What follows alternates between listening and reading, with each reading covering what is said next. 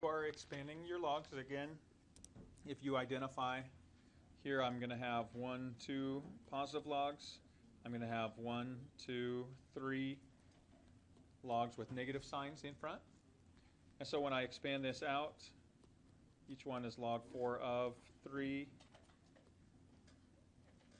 plus log 4 of x cubed, but I'm going to move my cube in front, so 3 log 4 of x. Now I'm going into the denominator of my input, so I'm going to use a negative log 4 of 7 minus log 4 of x to the 4th. Oops. Here we should have canceled this first. Let me go back. I thought I had fixed that. Let me go back here.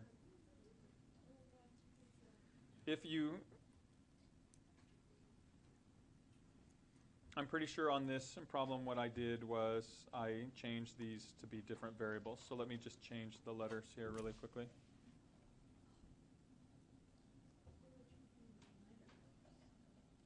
First, let me change these.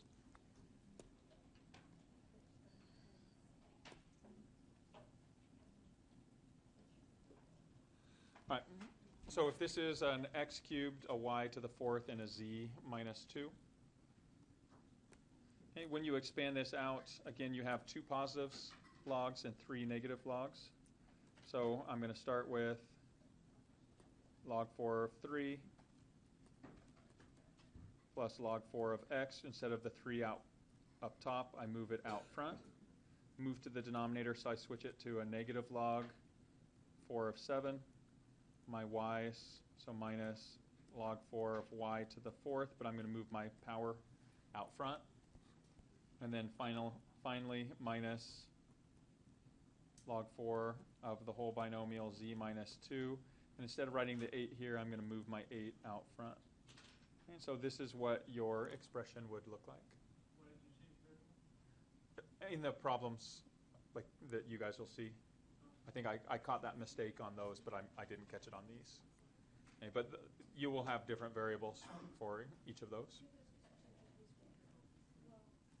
All right, I'm going to go through this this example right here, and then I'll move to the next, or I'll have you guys try the last one on your own. But let's talk through this expanding form. Now this combines everything that we talked about here.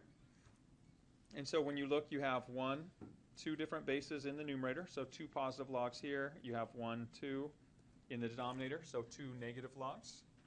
And again, any rational or any radical form, you will think of it in its rational power.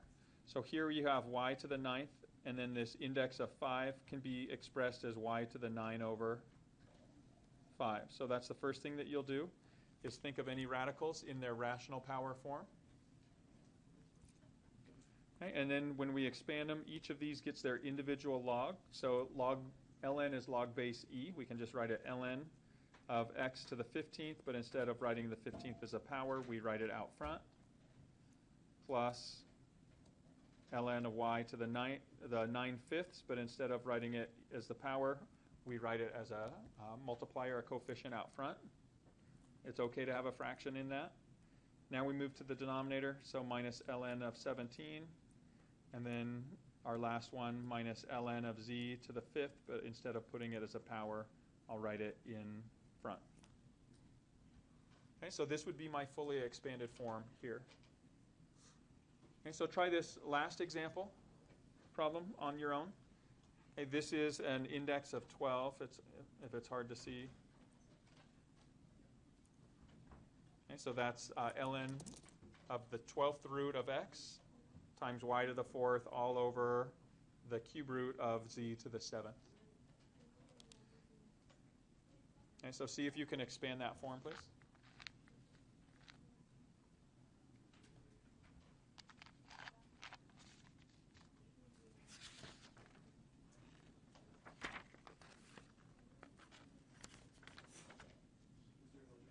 Yep. Would you want that thing that you crossed out in blue on the second example? It's the 5th root. Okay. Oh, okay. And I just rewrote it as a power of 9/5. Okay, thank you.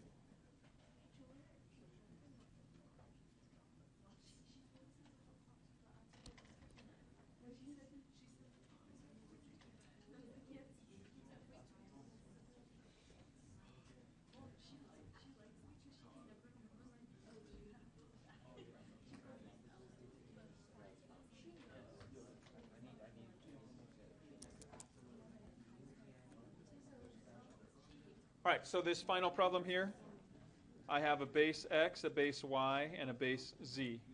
I have two factors in the numerator, one in the denominator. So when I expand these out, I'm going to have 3 logs, 2 positives and 1 negative. So I'm going to start with my top left. I have ln of x. This would be to the power of 1 over 12, so that's going to move out front. Plus the next ln base y. This power of 4, instead of writing as a power, gets moved out front. I move to the denominator, so it switches to negatives. My base is z. I have a power of 7 and index of 3, so that's a 7/3 as a rational power, so that's going to move out front.